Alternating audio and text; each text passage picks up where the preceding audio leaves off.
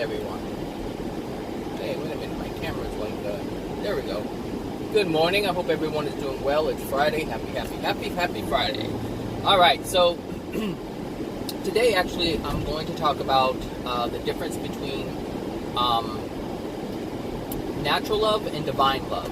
And, because I think it's pretty interesting. I was thinking about it this morning, and it just makes complete sense, the differences between the two. And they're completely different.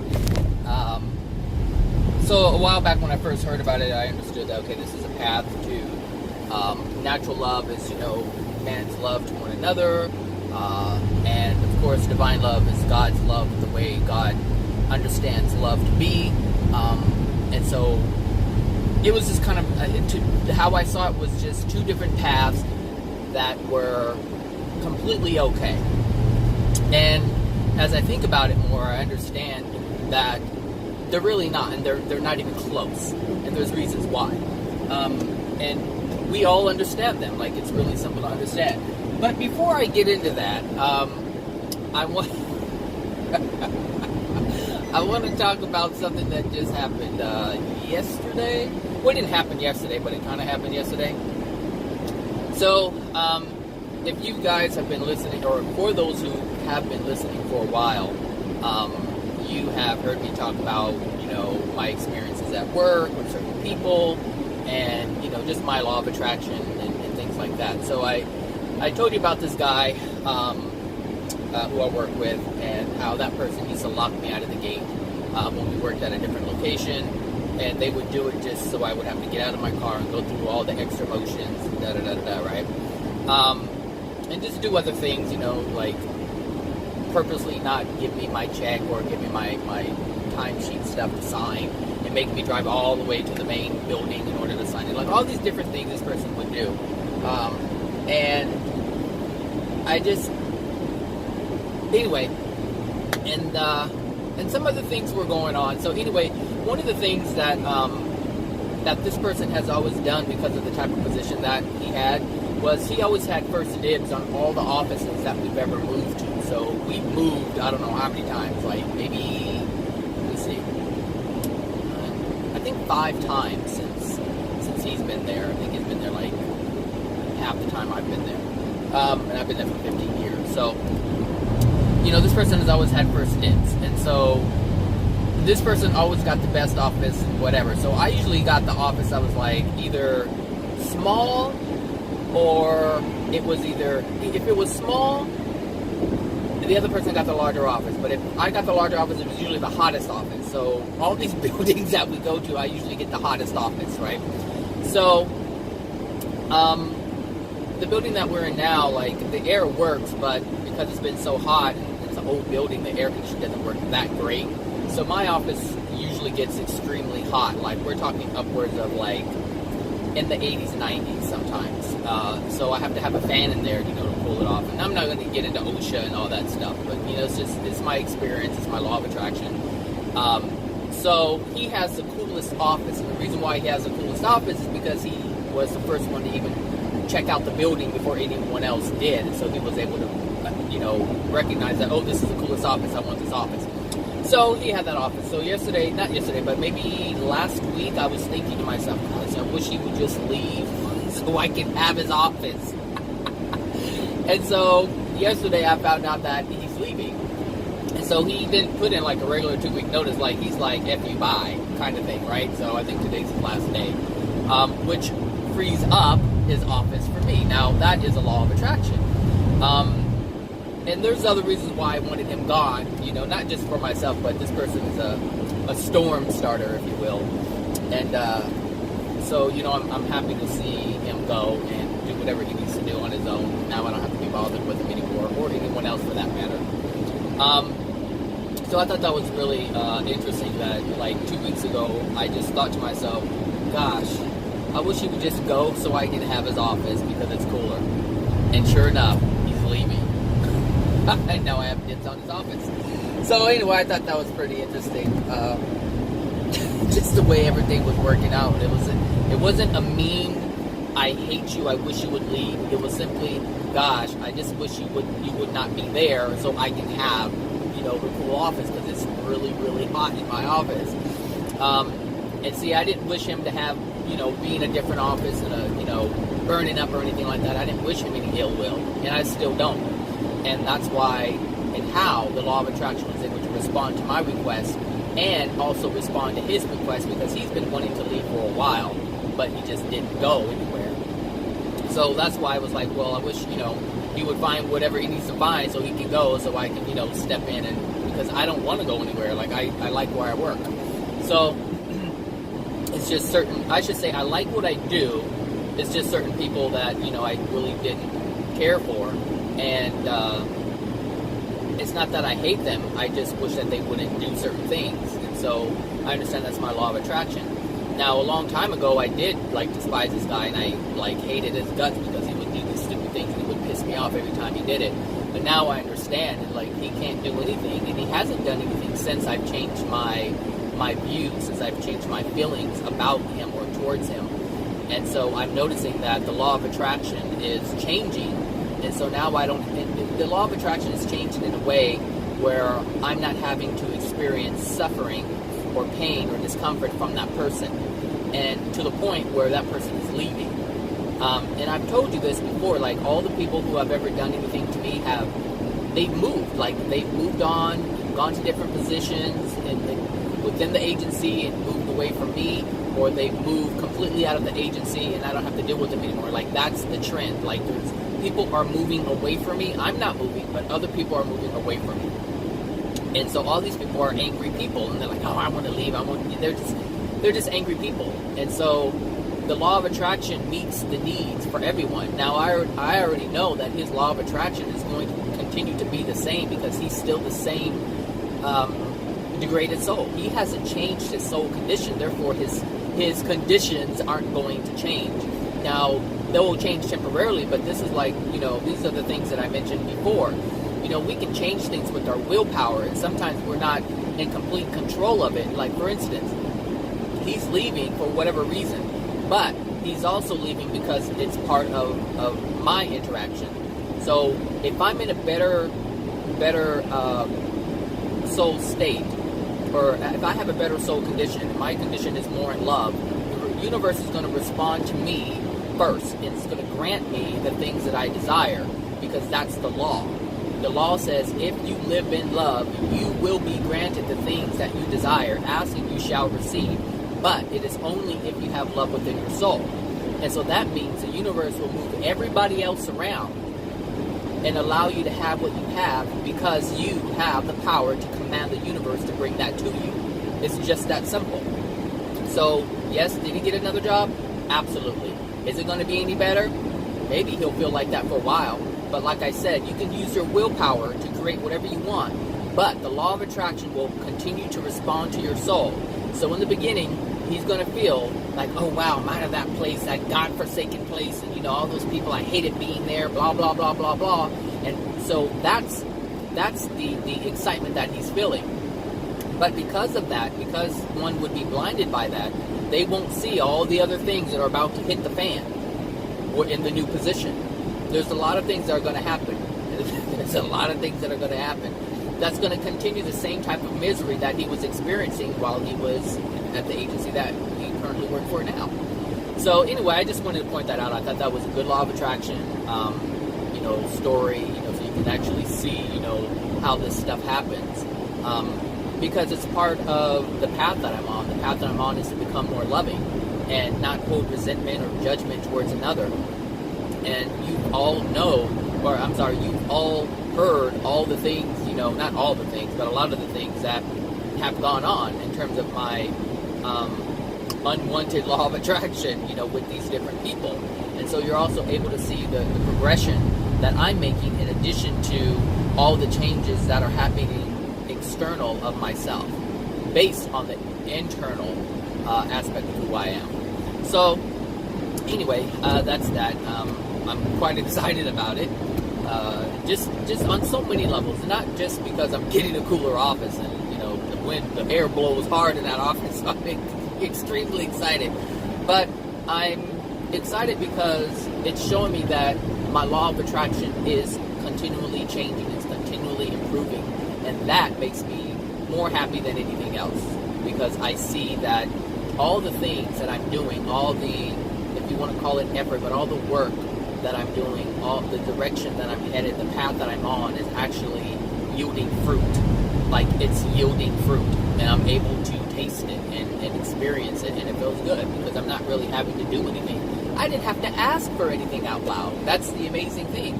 I didn't have to ask, hey, you know, can I get a cooler office? Can I move to a different location? I didn't have to do any of that. This is, you know, and I had mentioned this, I think it was, what was it, where I didn't have to ask for anything. I can't remember what it was.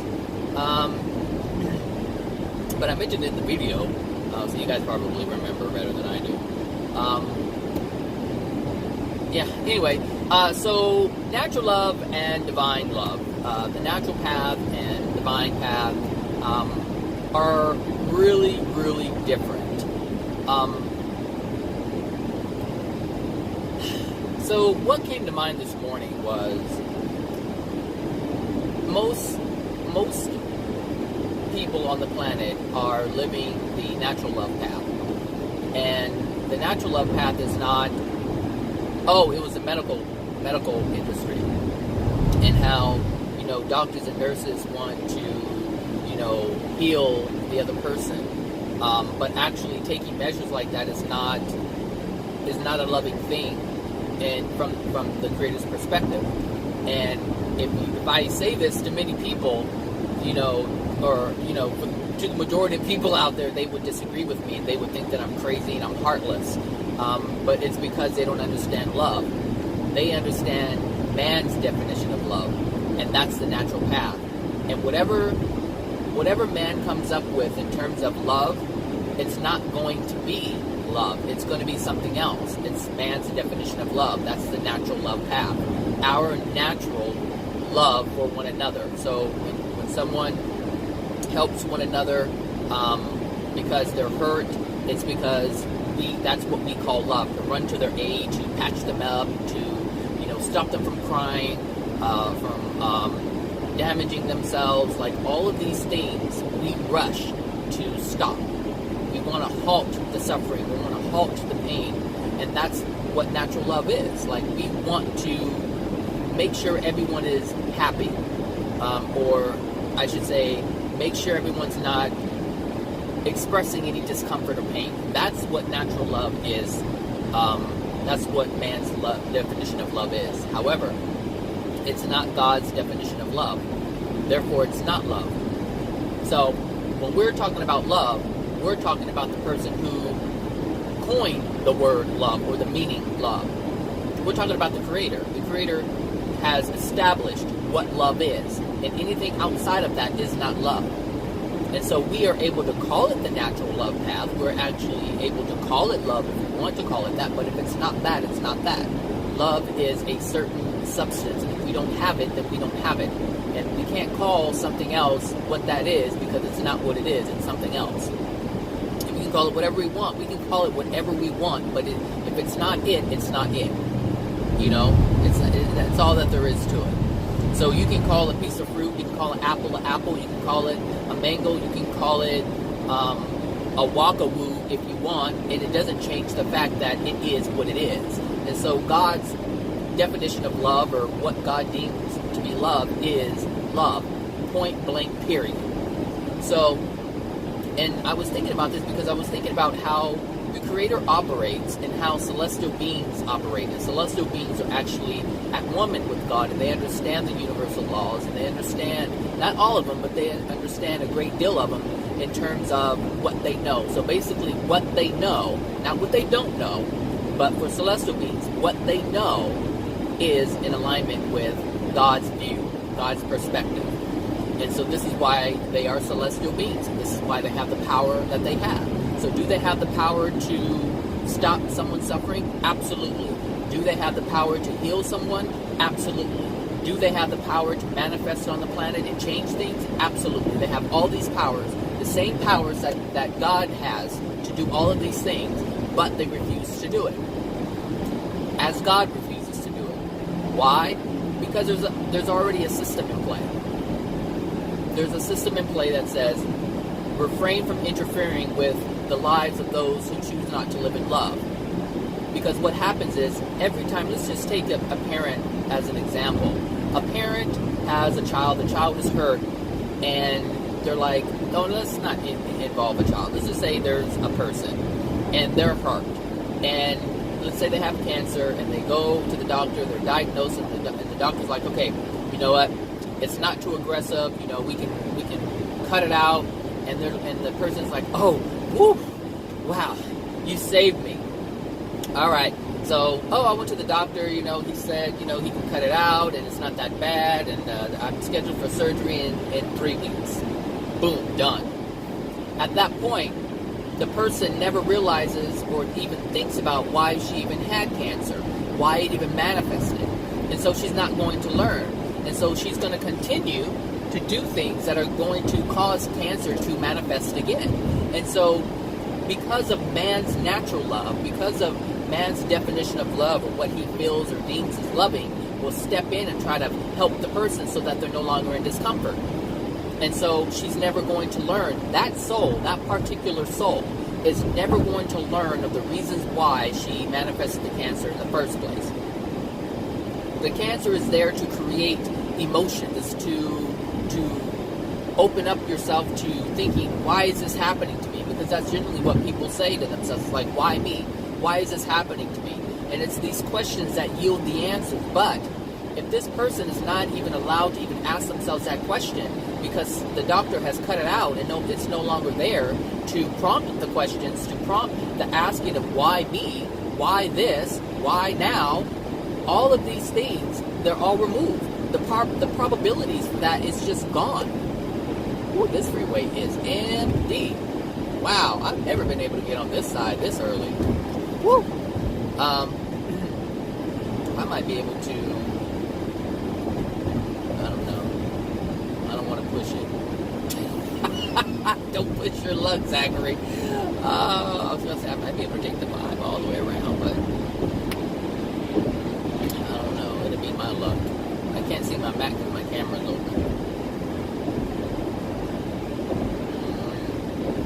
But it's slowing down up here, so I'm just going to stay my route. Stay the course, Brad. Stay the course. Don't get too excited. Just accept the part you got. Yeah, so it's completely removed, and now this person won't ever find out. And so God, or the Creator, is wanting His children to understand all the things that are within them that's causing them to experience these discomforts, these diseases, these illnesses. So in order to stop manifesting this stuff, you have to understand what you're doing that's causing you to manifest this stuff. And so that's the difference between divine love and natural love. Divine love, or God's love, and man's love. That's the difference. Man's love, or the natural love path, is not yielding any permanent results. And they're really not any good results at all, because it keeps the soul in a degraded state. At no point does this person ever do anything to clear up their soul. The body is not the soul. The body is a representation of the soul. So if the body is sick, the soul is sick. But if you allow someone else to cut the message out of your body, then you're not going to know how to clear up the soul. And this is the difference between divine love, or the divine love path, and natural love path, man's natural love path. And so I was thinking about it, because I was, some people are like, well, I just want to be on the natural love path. But they don't understand that the natural love path really isn't a natural love path. It's not a loving path. It seems like a loving path, but it's more of an addiction type thing. It's like, okay, stop my pain, stop my suffering. Meanwhile, the soul is still in the same state, the same degraded state. And so there's only one way to get rid of, or to clear up the soul, to clean up the soul, to make it pure again. And that is to follow the divine love path. So that's why I try not to engage in people the same way, or engage with people the same way that I used to. Like, I understand that the natural love path is not actually helping. It's not loving at all. It may seem loving, but in my view, it doesn't really help the person. If I understand, and that's only because I understand the soul. I understand that the soul is who the person is. And I understand that the body is a reflection of what's inside the soul. So if I see a broken down person, then I automatically know that the soul is broken. The soul is wounded. The soul needs attention, not the body. If you attend to the soul, the body automatically repairs itself.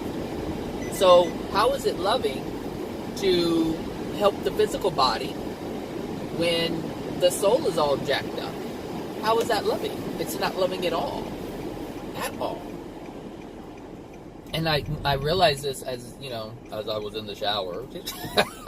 I realized, I was like, it just came to me, like the difference. I was like, I was just thinking about how the Creator operates and how celestial beings operate, and it's like completely different.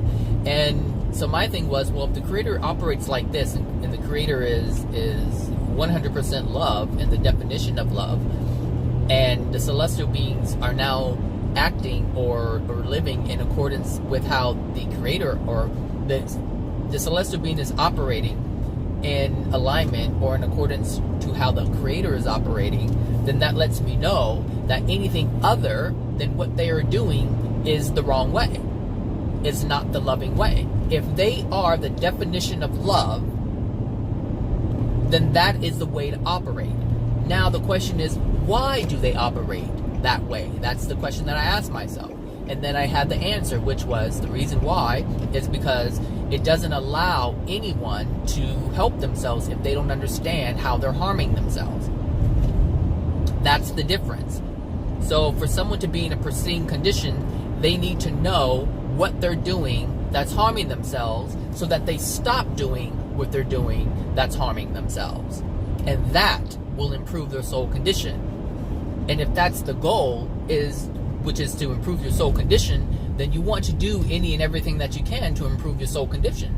And if that means that you have to do things along the divine love path, and that's the path that you must be on in order to heal the soul.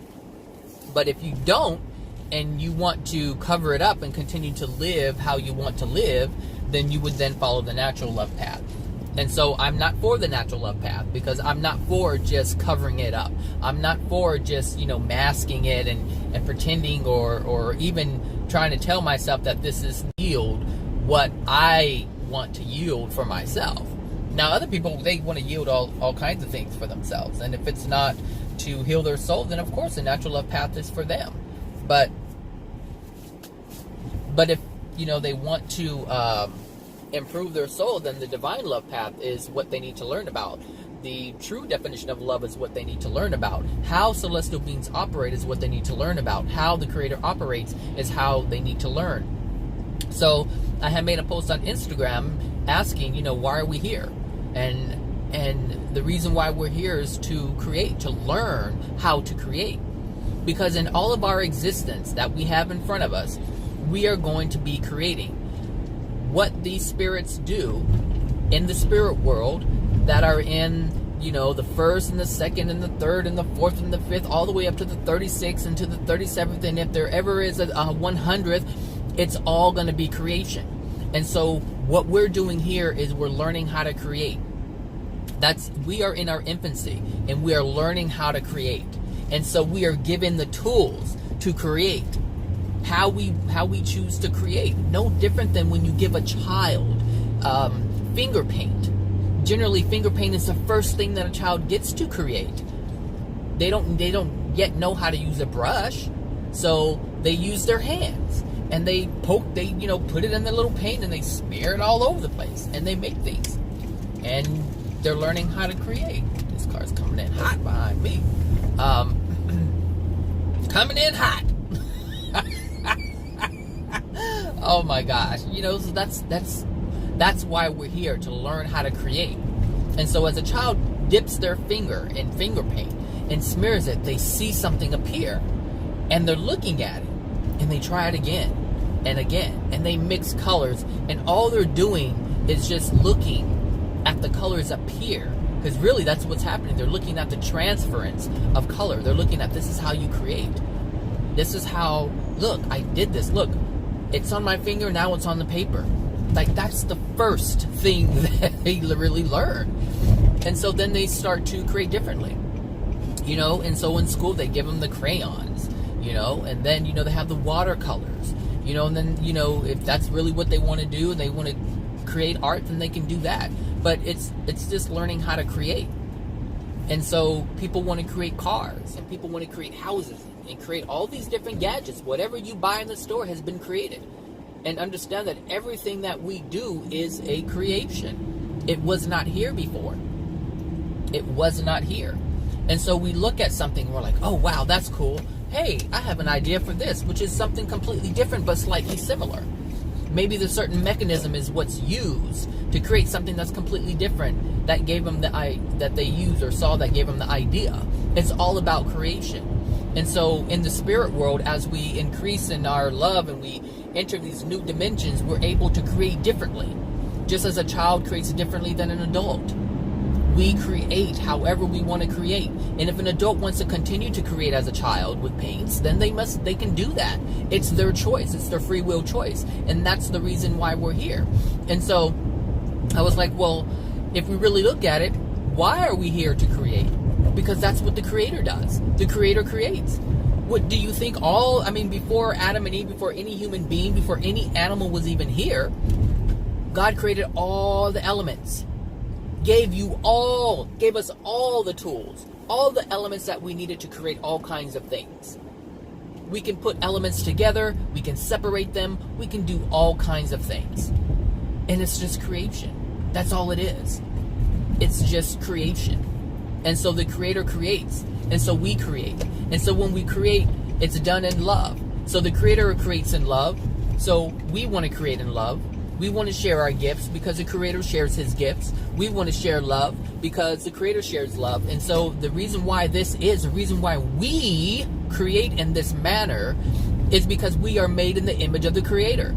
We're not made in the image of a donkey. We're not made in the image of a horse or a cat or a dog or any of these other animals or living beings or living things that walk upon the earth. We're not created in the image of the fish. We're not created in the image of anything else but the Creator, which is why we create as the Creator creates. And so when you look at Bambi, or any kind of, when you look at any kind of animal, like a giraffe or, you know, a cow, a horse, or whatever, you know, a baby elephant, the first thing they do is they try to stand like their parent. No, there isn't any communication really. It's just in them to do that. It's in them to stand on all four legs. And so that's the first thing that they do, is they mimic their parent. They mimic their parent. And so we mimic our parent. And so in the beginning, a child wants to be loving. A child will grab anything, a rock, a flower, a piece of a branch. It doesn't matter what it is. It could be a dead bug. And the child will give it to the parent or another adult because it's doing it in love. It's doing it the way that the soul has been created, in the image of the Creator. So the child hasn't had enough time to be altered by the flawed parent. And so the child is operating the way it was meant to operate. It's giving it to you in love. And most parents will just look, oh, thanks, thank you, and just, toss it away, not understanding what's actually happening. What's actually happening. This is why I said a long time ago, a whole bunch of times, that children are gifts. Children are gifts. Everything that we can create, they're gifts to help us see something. And children show us exactly how we are meant to be. If we look at it, if we look how loving a child is, I'm not messing with that big rig. I'm just gonna go over here. A child just, lives in love automatically. There's nothing you have to do. The child is already living. What are you doing, crazy woman? You gotta look before you merge. You know what? I'm not messing with you. If you clean the windows in your mirrors, you may be able to see a little something. You trying to get over too? Everybody's coming over. So, yeah. Wow. So, my suggestion, my recommendation would be to learn about the divine love path. Learn about the divine love path. And not so much because you want to connect with God, but if you want to have a life where you have more abundance, then this is the path to be. This is how you stop karma. So for instance, or as an example, I currently changed the way, or I'm currently operating in a way that is different than how I used to operate in the beginning. So before, when people were struggling and having problems, I would come with a solution. I'm good at solutions. I can find out the solution to absolutely anything that's happening around me. But just because I have the answers does not mean that I have to go and give it to them. How are they going to learn if I'm saving them from their struggle? I can't, because that's not part of the divine love path. And now other people would think, well, aren't you supposed to help other people out? Yeah, according to man's way, that's what you're supposed to do. But according to the Creator's way, no, that's not what you're supposed to do. And then people would, I already know, people would say, well, then everyone would be suffering, and that's not right. And you're right. A lot of people would be suffering, and that isn't right. But what they don't understand is the only reason why people are suffering is because they're causing it due to the contents that are within their soul. So it's not like other people are imposing suffering upon them. They are imposing the suffering upon themselves. But they will never figure this out. They'll never learn about it if people keep... Oh, that's interesting. I didn't know that's how that worked. I'm looking at... Oh, let me show you what I'm looking at. So I'm looking at the shocks. I always see these little wheels, and I thought, oh, are they like spares or something? But they actually come down by hydraulic. So... anyway, so they never figure it out. They don't figure it out, and they can't figure it out because man doesn't allow the next man to figure it out, which is why man is stuck in this position of perpetual pain and suffering, because they do not understand that they are causing the other person to continue doing what they're doing like a robot. They're stuck in this robot phase. It's like, I need to help you. I need to help you. Malfunction. I need to help you. But seriously, it's like, it's a program that's running over and over and over again. And it's like, really it is. It's like these robots who are programmed to only respond in a certain way. See, robots are not like human beings. They can't just alter and change and figure out and discern. We have to program to do that. But they're only able to do that in certain situations based on how we program to respond and observe and react. And so we have been programmed, man has programmed himself to stop pain at all cost. At all cost. Stop pain. Even if it is to the detriment of the other person. So take cancer as an example. The person is in pain. They're dying. They're being eaten away from the inside out. And man wants to put poisons in the body that will kill the cancer and the body. It's killing both at the same time. It's killing the body before it even starts killing the cancer. So if the patient dies, the patient dies. So here, the man in his natural love and trying to help and save somebody wants to inject poison into the body and cause death to the body, all because they're trying to stop the discomfort in the body. So to their own detriment, man has continued to say to itself, must stop the pain, must stop the pain, must stop the pain, must stop the pain. Up, you got a boo-boo, let's stop the pain. You got a boo-boo, here's some medicine. Take this pill, take that pill.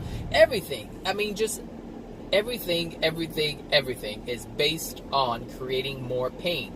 But it not only are they, and the thing is, they create karma. And unknowingly, they create karma. So every time they try to interfere with someone who has cancer, they are incurring karma. Because there are laws that are in place that are causing the cancer to form within the body. Because there are laws that are in place that say, if you suppress pain and grief long enough, this will happen. So you can see it, so you can stop it. So you can stop doing what you're doing that's degrading your soul, that's causing this to manifest within your body. Because every time you suppress pain and grief, you are suppressing the life force. Because that is an absence of love. There is a lack of love in the soul. And that is the absence of life force. Love is the life force. So, if you have pain and suffering, if you have pain, that is a suppression of the life force. And so, as you suppress it, and you suppress more of it, and you suppress more of it, then what happens is the life force starts to diminish. And wherever there is a diminishing of life force, that means that disease can manifest within the body. And that's what destroys the body. And so if you're doing things to interfere with God's laws that are already in play, which is why the cancer is present, then you're going to incur karma, because that's unloving for you to stop someone from getting their message. It's unloving to stop someone from getting their the corrective measures that they need in order to improve their soul, which will ultimately improve their body, which will ultimately improve their life. So this is what happens with the doctors and the nurses and everyone else, and the psychologists who tell them, don't worry about it. It's all in the past. It's not you. It's not you. It's not happening right now to you. So don't worry about it. Meanwhile, now their client who was abused is like, okay, I'm going to just focus on the future. I'm not going to focus on the past anymore. I'm not going to focus on all the hurt and the pain that I had. And so that person will never be able to release all the pain that's within their body. And now they've suppressed it. And now it's all because the psychologist or the therapist, look, you're going to have to, you know what, I have not the time for you and your procrastination. So they still haven't gotten over, like, Jesus. So, karma, we incur karma when we block someone's blessing, if you will. That literally is blocking the blessing. The blessing that they're receiving the messages from the Creator to help them understand what they're doing to themselves. So what's the loving thing to do? Well, you can do what I do, which is help them understand why it's even forming, why it's being created, so that they can change things in their soul. That's the loving thing to do. But the unloving thing to do is to stop them from receiving their messages. Is it unloving when someone blocks your mail from coming to you? If someone is trying to give you information or translate or transfer information to you and someone blocks it, if someone intercepts your mail and you never get the message, isn't that unloving? Absolutely. So we have to understand that the same thing applies to the universal messages that are being sent to each and every one of us. Hello. And yesterday's video and a couple of videos ago, I said that we can only create to the capacity of how the Creator, like we create in the same manner that the Creator creates. Like everything we create, like I said, the computer, the soul acts just like the computer operates. It operates the same way. When we malfunction, we get an error message. And there's things that are built into our soul that's like read-only memory, and you can't change it. It's there. It's just there in the BIOS. It's there. And it's there on purpose. So it's something that you can always refer back to anytime something doesn't happen the way it's supposed to happen. You always go back to the beginning. And so the soul is always going to let you know when there's an error. The feelings of pain lets you know that something's not right. So all these, and the thing is, the more, like with the computer system, no matter how jacked up it is, no matter how jacked up it is, you will always get an error message. It will always know to produce an error message. And that is how the soul operates. Oh, she has a different color shirt today. She's been wearing the red one for a while. Like, I'm wearing the blue. It's Friday. It's Friday. So there really isn't a natural love path. that is a path that's okay to be on. Of course, it's okay to be on because you have the free will choice to be on that path. But it does not yield, will not yield, and has not yielded the betterment of a person. It does not do that. Let me take that back, because if you have natural love, it shows that you care.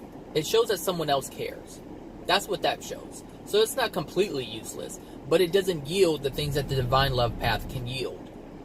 So yes, you can feel love, but it's only temporary until the other person has self-love. That other person must have self-love.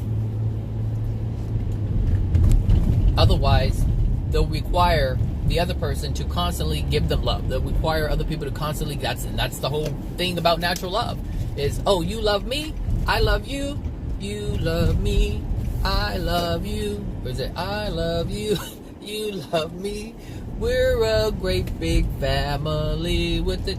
I don't know if that's how it goes, but I never really watched Barney. But, yeah, so, there is a difference between the natural love path and the divine love path. I find that my life is so much easier by operating as celestial beings operate, by operating like the Creator operates. And the thing is, the celestial beings are not operating they're not operating as the Creator is operating. The Creator is operating by putting the Creator is the governing body, and the universe is part of that governing body. And so all the universal laws are, it's kind of like an organization. So you have the CEO who puts the structure together of the organization, and all the people that work for the organization are the universal laws, and they ensure that certain things are carried out and certain things are imposed. That's what the universal laws are to the Creator.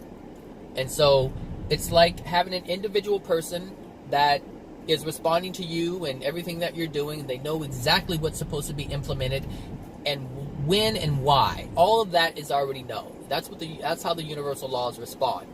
Now, celestial beings, they just allow the Creator's laws to operate. They allow the universal laws, the assistance of the Creator to do what they need to do in order to correct the souls.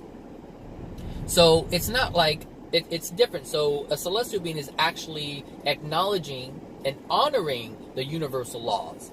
And so they know to back off because they understand that the universal laws are in place to correct. What is he doing? The universal laws... What is it? The universal laws are in place to correct this. Man, I don't know what is anything out of this car. Right, I turned it off when I accidentally hit the power button. Anyway, the universal laws are in place, and the celestial beings are basically like hands off. They're like, I'm not going to interfere, even though I have the power to interfere. I have the ability to interfere. I have the ability to manifest on the planet, as Jesus did in the first century when he came back 3 days later. He has the power to do all of these things. But if they do that, it has to be in harmony with love. And the thing is, if they would do that and there isn't any loving reason, then what would happen is they would degrade their soul. And the powers, all the powers and all the ability that they have, some of it would be taken away. And so they understand I cannot engage, excuse me, they understand that I cannot engage in anything unloving, or the powers that I have been granted will be taken away. This is why it's so important to just leave people alone. Ask for it, you don't go in and just,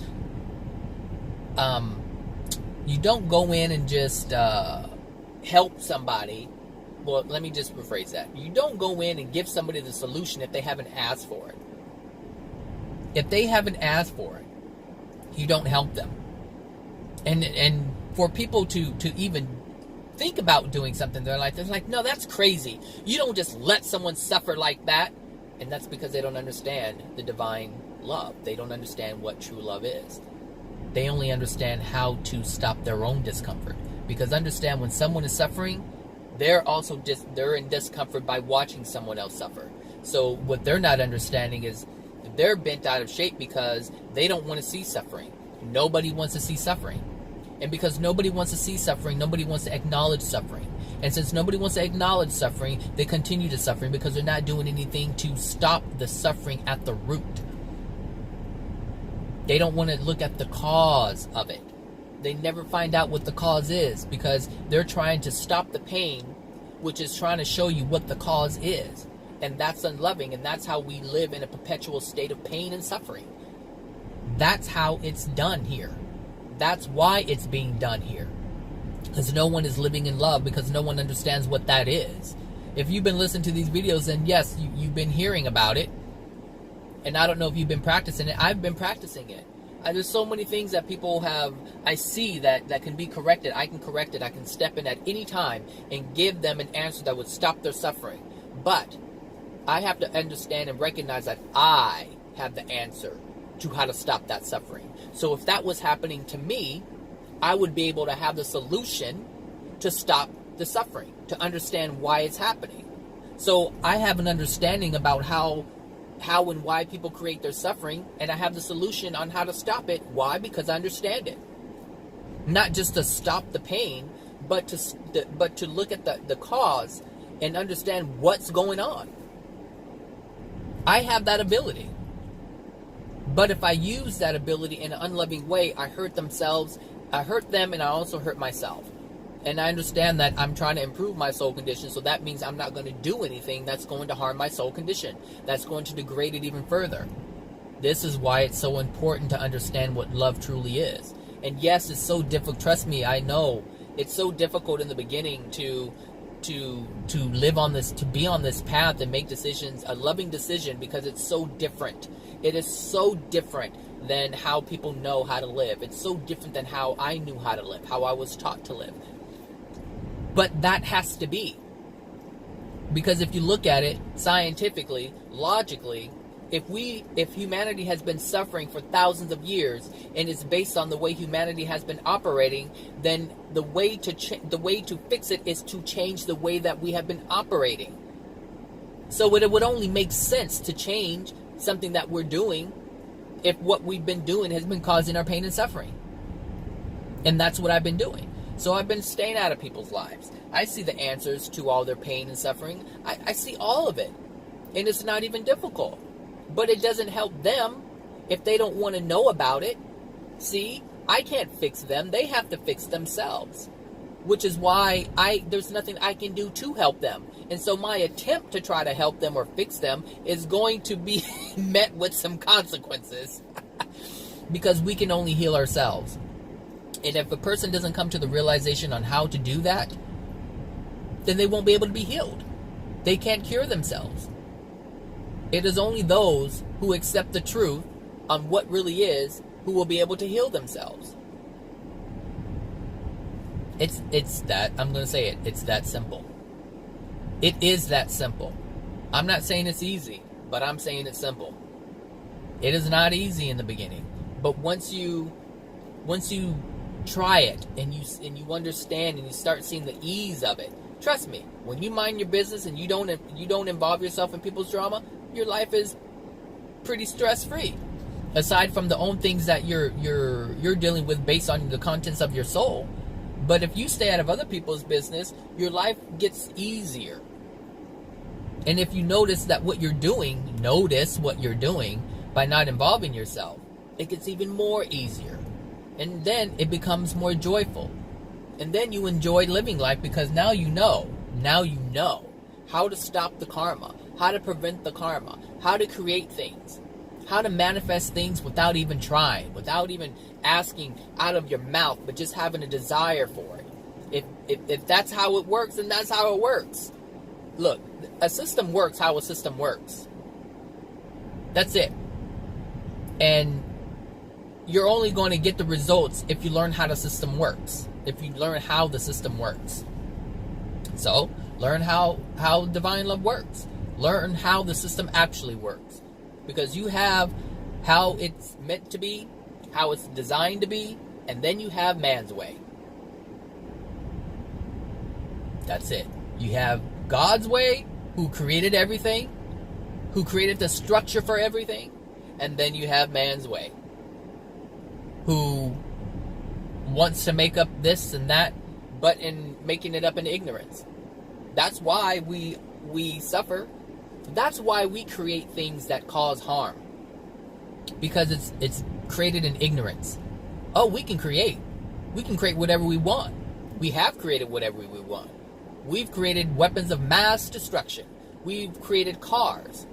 We've created contraptions and designed rules. But these contraptions and these rules that we have put in place cause harm. Because they're flawed. They're flawed. That's just the way it is. Anyway, so that's it. Happy Friday, everyone. I hope you guys have a great weekend. And I'm going to try to enjoy mine. And my new office coming up. Come Monday. I'm moving in early.